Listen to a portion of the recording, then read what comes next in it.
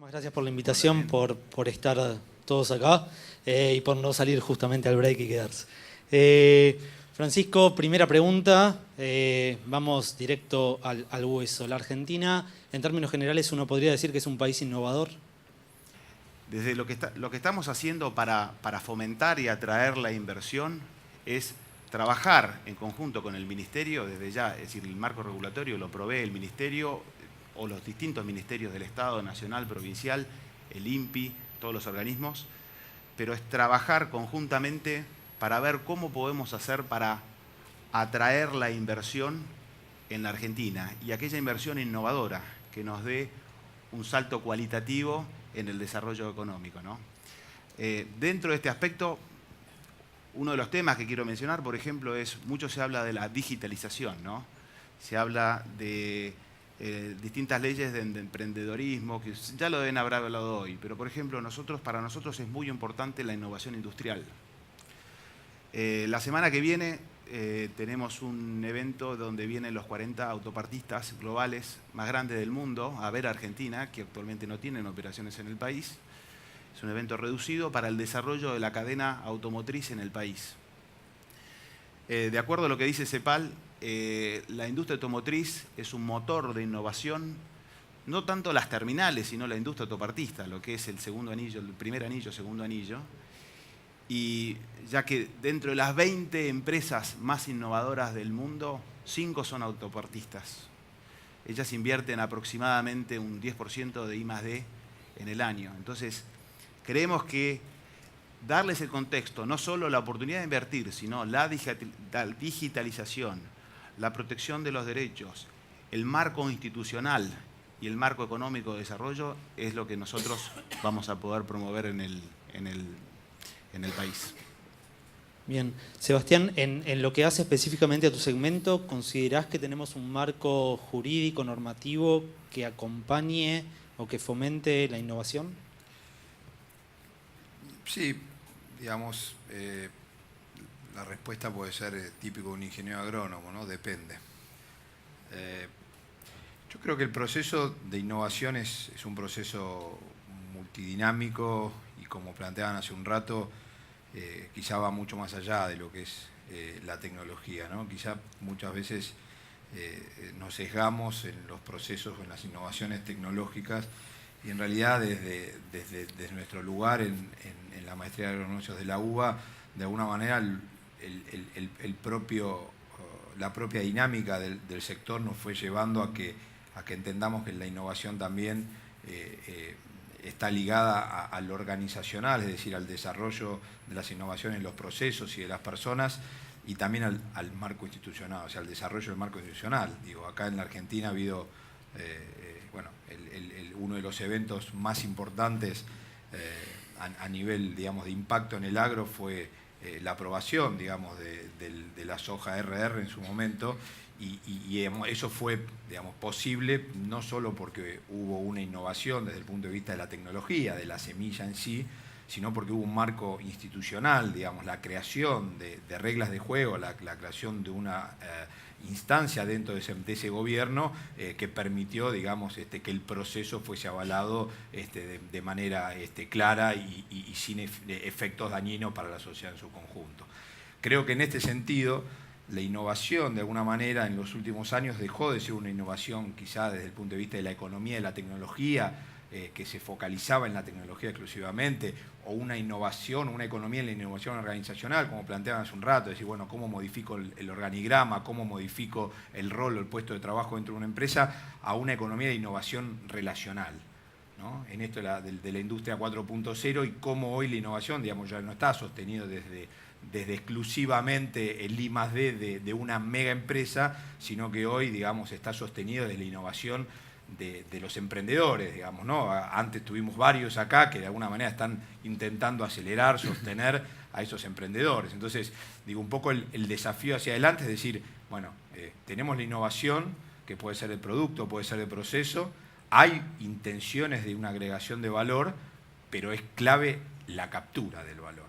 O sea, si no hay captura de valor, no hay agregado de valor. Y la captura de valor la da el consumidor, digamos, si no pasa a ser un costo para el emprendedor o para la empresa. Y en este sentido, y con respecto a tu pregunta, creo que justamente hoy podemos plantear que la Argentina puede tener en algunos aspectos más o menos, digamos, protección por parte de ese marco regulatorio.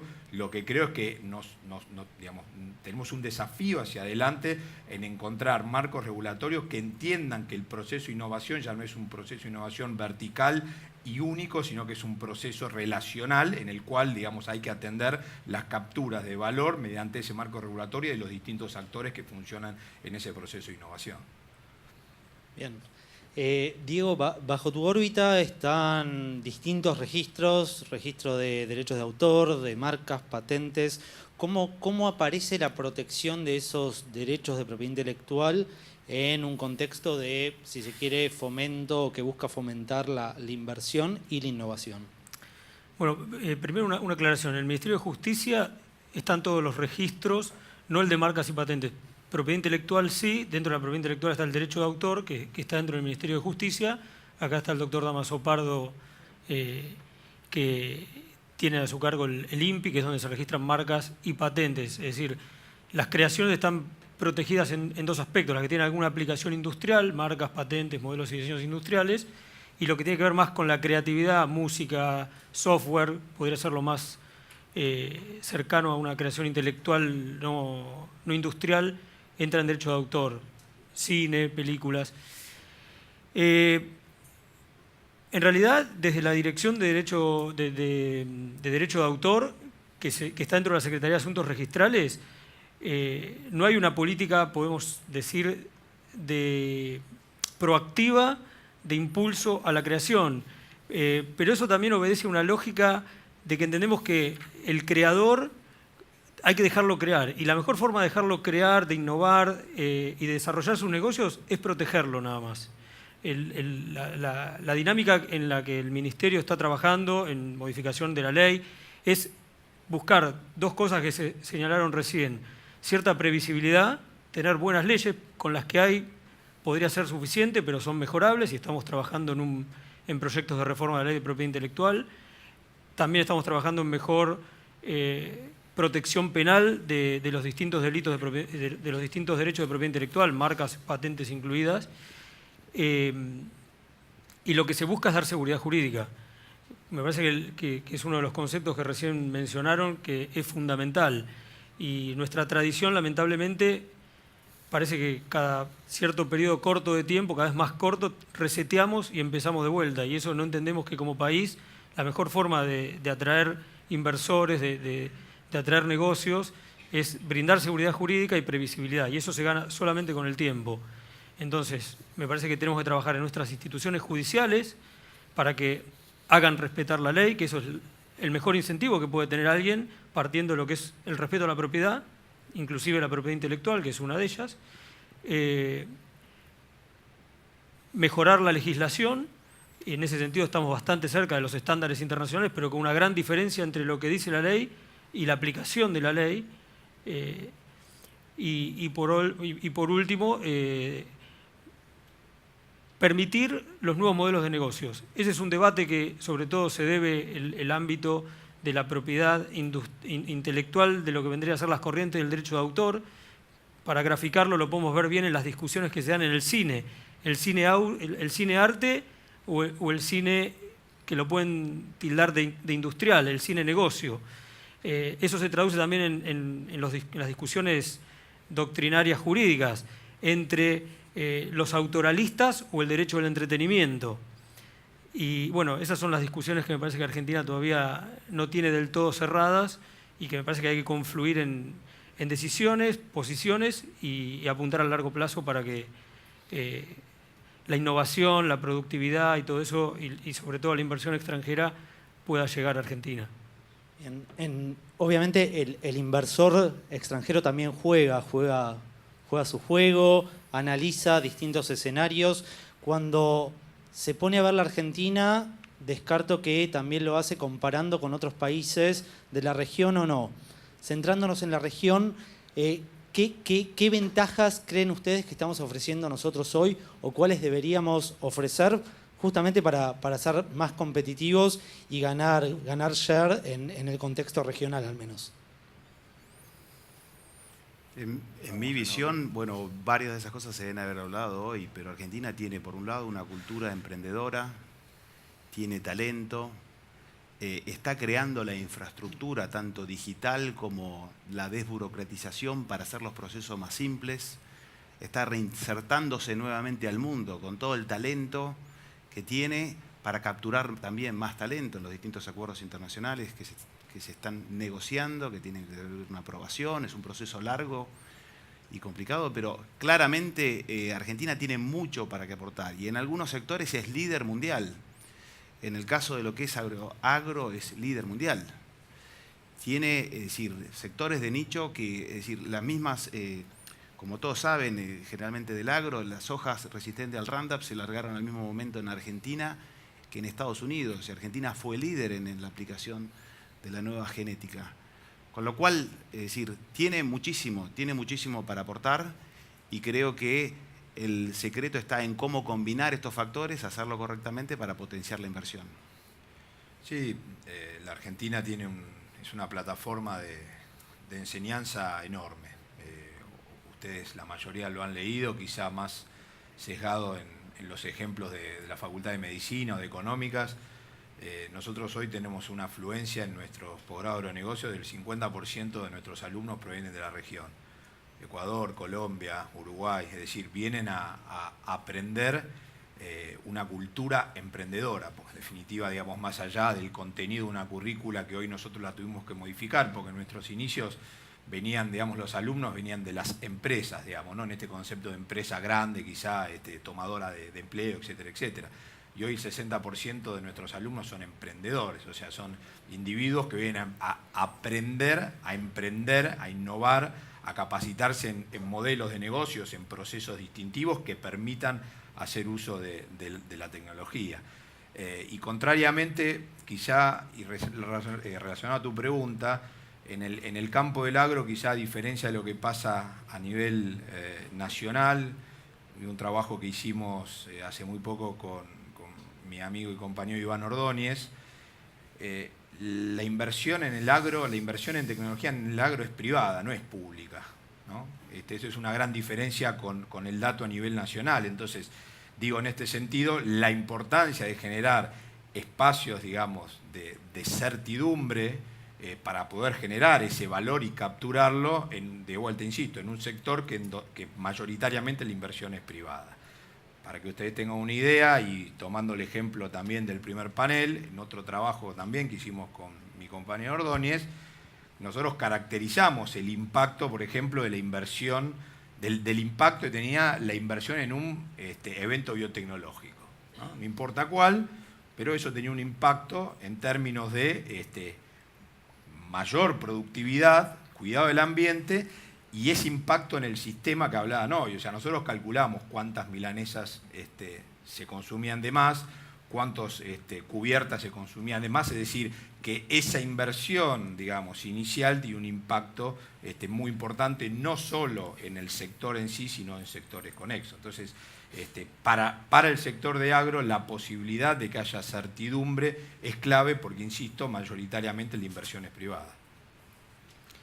Yo coincido, la gran ventaja o atractivo argentino me parece que es la gente común y el sector privado. La verdad que desde el Estado es muy poco lo que comparativamente se puede ofrecer en términos competitivos con otros países. Es una gran deuda que tenemos, siendo parte del gobierno es difícil romper ciertas inercias y barreras y bueno, creo que hay tenemos una gran penetración de la tecnología en la población y en las empresas, la fuerte penetración de Internet, en su momento uno de los países con más penetración del cable, una población bastante uniforme en términos demográficos, a pesar de las largas extensiones, nos falta mejorar conectividad en todo el país, esos diagnósticos están en cualquier lado.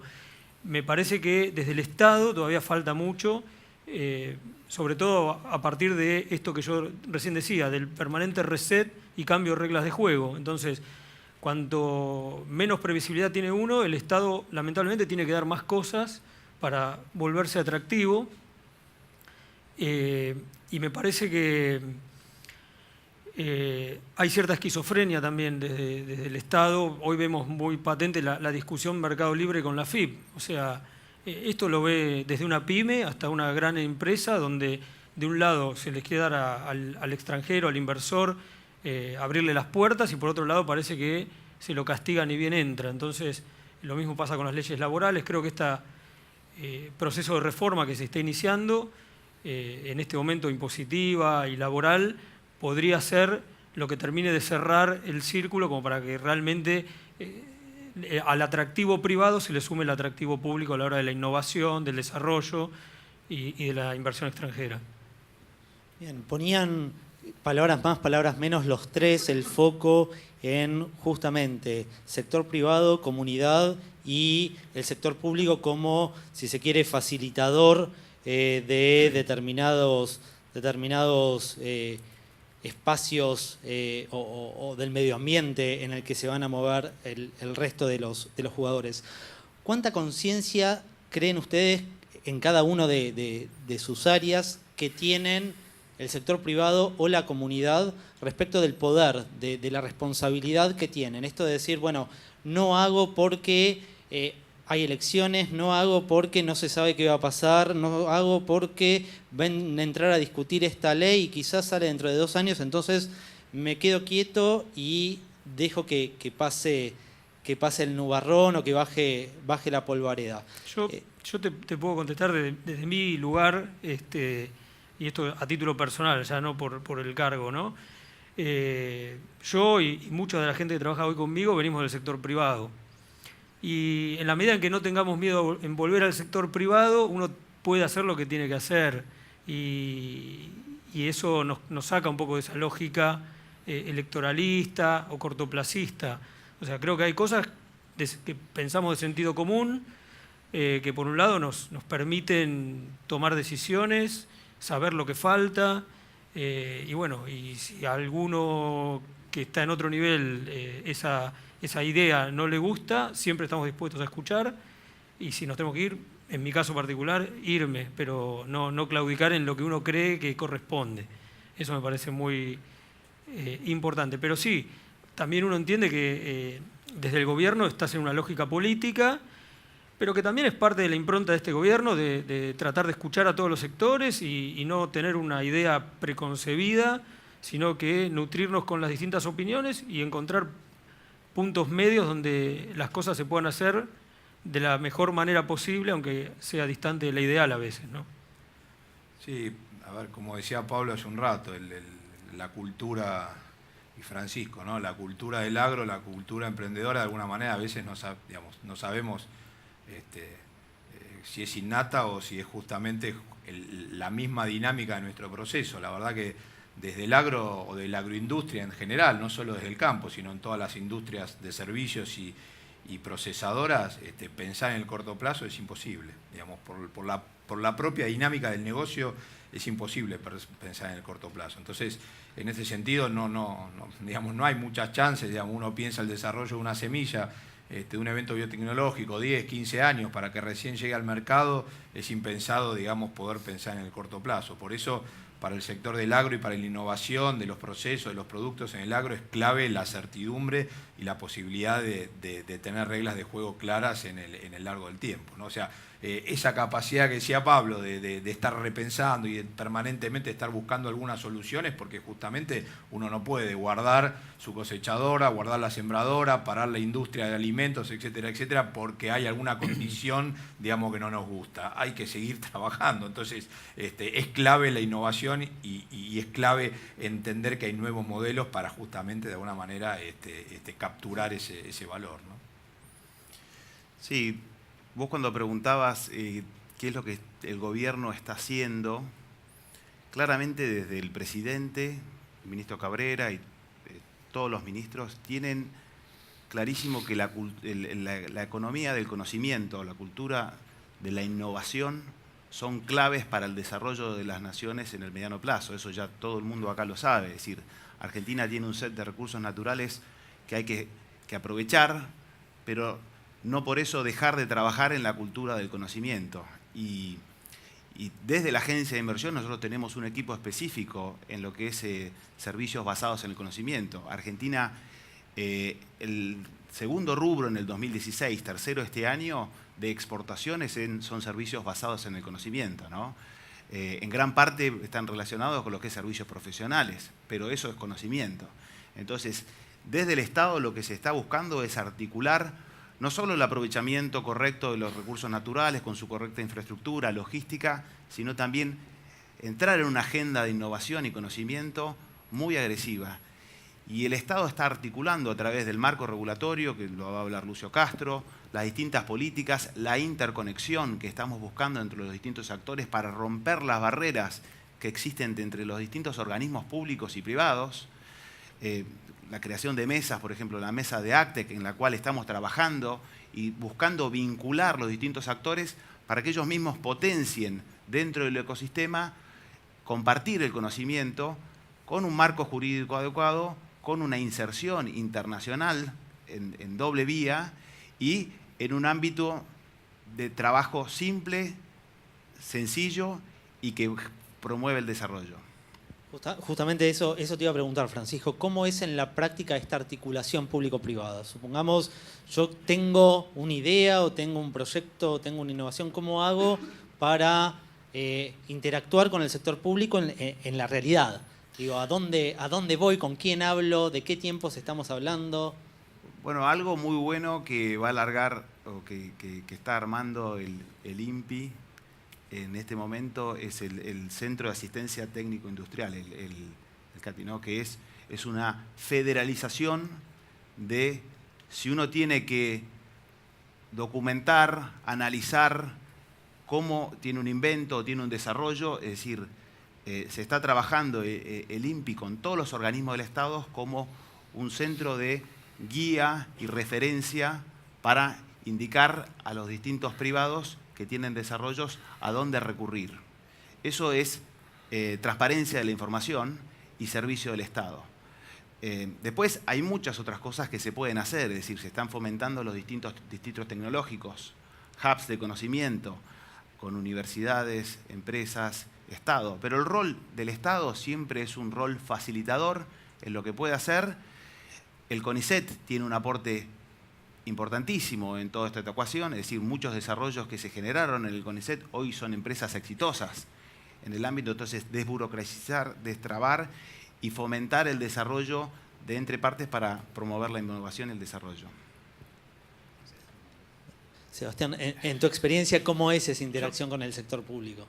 La realidad de nuestra historia marca que no es muy buena. Y creo que no es muy buena porque fuimos criados y educados de una manera que no nos permiten la interacción y esto de buscar las complementaciones, ¿no? Yo siempre digo que nosotros nos educaron para inventar o para crear el invento más novedoso y que fuese mío y exclusivamente mío, porque de esa manera iba a tener poder, dinero, fama, etcétera, etcétera, ¿no? Y de alguna manera lo que hoy creo como responsable en este momento de estar al frente de un posgrado, siendo educador, creo que parte, digamos, de nuestro objetivo dentro de Agronegocio de la UBA es justamente eso, ¿no? Enseñarle a nuestros alumnos que mediante la complementación, mediante la colaboración, mediante la relación, van a ser mucho más exitosos que tratando de individualmente obtener la mejor invención o la mejor creación. Y sobre algo que también plantearon hoy a la mañana, en esto de que no es solo económico, sino también es esta sensación en nuestros días de saber que aparte de estar colaborando en el propio núcleo del negocio, estamos colaborando con la sociedad en su conjunto. Y me parece que ese es otro valor que tiene que estar inmerso en esta parte de decir, bueno, ¿cómo hago para generar una interacción mejor público-privada? Público no es solamente la universidad o algún centro de educación e investigación, sino que es también la sociedad. Y me parece que eso es clave a la hora de esta complementación y este intercambio o esta innovación relacional. en este es mío, esta innovación es mía que marcaba Sebastián, yo tengo entendido desde el Ministerio están trabajando en una actualización de la Ley de Derechos de Autor, algunas de las cuestiones que tiene contempladas o que está previsto trabajar pasan justamente por esta creación colaborativa. ¿Querés contar un poquito cuál es la línea general? A ver, en el Ministerio hay una plataforma que se llama Justicia 2020 y todos los proyectos de importancia de reforma legislativa o iniciativas que va a tratar el Ministerio permite que cualquier particular, cámara, grupo pueda participar en pie de igualdad en esa plataforma online. Y se contesta cada aporte, tiene una respuesta del coordinador y después hay foros de reuniones presenciales donde también se puede participar. Eso por un lado. Por otro, hay una permanente interacción público-privada. El Ministerio, y concretamente lo que tiene que ver con derecho de autor, tiene entes de cooperación que son privados, o sea, y a su vez sociedades de gestión colectiva también, SADAIC, SAGAI, CAPIF, Argentores. Por lo tanto, es permanente y cualquier persona que quiera, además de poder hacer una consulta o asesorarse a través de esos entes, puede hacerlo directamente en la dirección. Y por último, estamos con un fuerte trabajo con otros organismos como el INPI, el INCA, Ministerio de Cultura, más que impulsando, viendo hacia dónde va el modelo de negocio. Hace por ahí 10 años no existía Netflix. El modelo de negocio era ventanas de películas que tardaban 2 años desde que se estrenaba hasta que iba a la televisión abierta. Y hoy tenés Netflix, tenés el celular, tenés YouTube. Con la música lo mismo, desde la venta de discos, hoy el negocio pasa por el streaming o la descarga. Y bueno, el Estado lo que tiene que tratar es mantener los estándares de protección en las distintas plataformas que se vayan lanzando y que generalmente las termina imponiendo el propio mercado. No es que desde el Estado se puede imponer un modelo de negocio y creo que hoy ya ni desde la industria se puede imponer un modelo de negocio.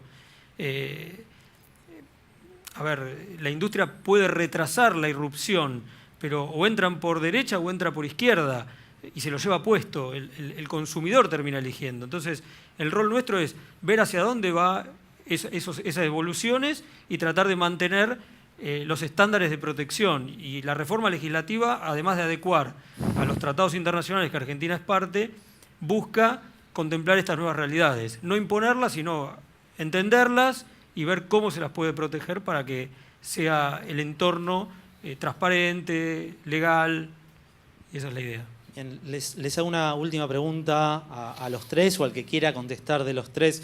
Una de las cosas que marcaron todos es la importancia de la seguridad jurídica, del mantenimiento de las reglas, del cumplimiento de esas reglas.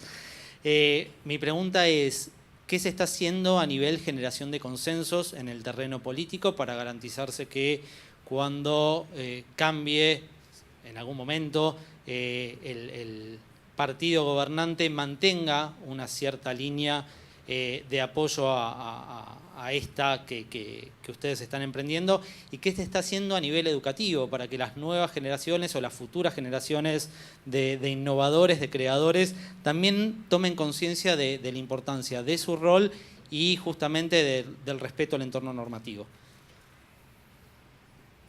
Tienen 2 minutos. Yo contesto. Creo que es clave, y por ahí no lo planteé antes, el tema del cumplimiento. Entonces, podemos ser muy innovadores, podemos ser muy creativos, pero si no hay cumplimiento, digamos, como sociedad, realmente el valor se pierde automáticamente. Y no hay captura de valor, no hay generación de riqueza, no hay desarrollo y hay pobreza. A mí siempre me gusta dar ejemplos bien mundanos y los doy en clase y a veces se genera mucho revuelo, pero la verdad, creo que como ejemplo, el fútbol para nosotros es una gran bajada a tierra. Algunos hasta por ahí estuvieron contentos porque ayer quedó afuera Italia y uno se acuerda del himno, el 90 y todas esas cosas, por lo menos yo. Pero digo, la semana pasada tuvimos una experiencia muy concreta en esto de la regla de juego del cumplimiento y del enforcement como claves a la hora de generar transparencia e igualdad entre todos. La tecnología mal usada en un partido de fútbol, donde claramente, digamos, había 7 personas que estaban encargadas, digamos, de mirar y de hacer útil una tecnología, automáticamente el mal uso de esa tecnología privó, digamos, de la creación de valor, de la innovación, de darle transparencia a un negocio o a un partido de fútbol, lo que fuera. Y me parece que esto es clave, digamos. La tecnología está, hay un montón de nesters, hay un montón de creadores, pero necesitamos nosotros como individuos darle el manejo correcto, el enforcement correcto para que esa innovación sea provechosa para todos. Sí, yo, bueno, agregando sobre, vos hablabas sobre el cambio cultural, que es algo muy importante, pero desde la agencia de inversiones nosotros claramente mostramos reglas de juego que se van a mantener en el mediano a largo plazo. Y hay una agenda muy activa en todo lo que es el esquema de acuerdos internacionales, protección de derechos, no solo desde el punto de vista de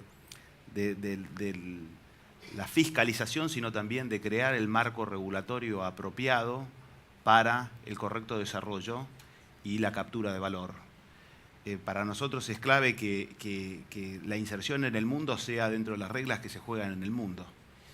Y esto es la agenda, es donde se está trabajando en distintos aspectos, a nivel Mercosur, a nivel acuerdos internacionales, Mercosur, Comunidad Europea, y hay una agenda que el mismo presidente mencionó, de la intención de que Argentina no tiene que tener en un mundo tan competitivo reglas distintas, que pensamos que nos dan una solución, pero es una solución de corto plazo.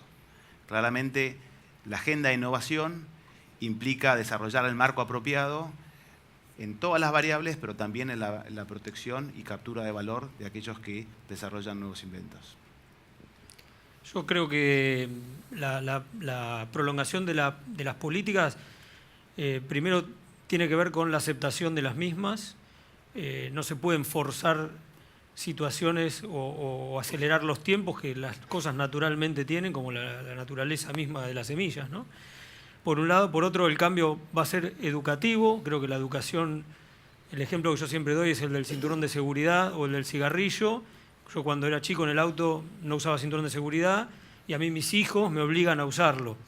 Y ya está naturalizado, porque el cambio vino culturalmente desde la educación. Y por otro lado, me parece que un ejemplo que quiero dar, porque me parece que es aspiracionalmente a donde tenemos que ir y es muy desilusiona competir contra eso, pero siempre me acuerdo de la historia de Inglaterra cuando un rey quería tomar Londres y era lo único que le faltaba conquistar, creo que fue en el siglo VI. Y se frena frente al intendente y le dice, necesito la ciudad porque no puedo ser rey de Inglaterra si no tengo Londres. Y le empieza a pedir cosas ese alcalde. Una de ellas le dice, y además no vas a entrar nunca a Londres, a la City. Y es el día de hoy que el rey no entra a la City. Eso es seguridad jurídica. Entonces, tenemos 2 años de gobierno, posiblemente a este gobierno le puedan quedar otros 2, otros 6 más. Pero estamos hablando desde el siglo VI, en que se respeta una regla. Y esa es la seguridad jurídica contra la que tenemos que competir en un mundo globalizado. ¿Qué ofrecemos como para ponernos a la par de esas tradiciones, de ese respeto? Me parece que eso es un poco el desafío. Francisco, Sebastián, Diego, muchísimas gracias. Gracias.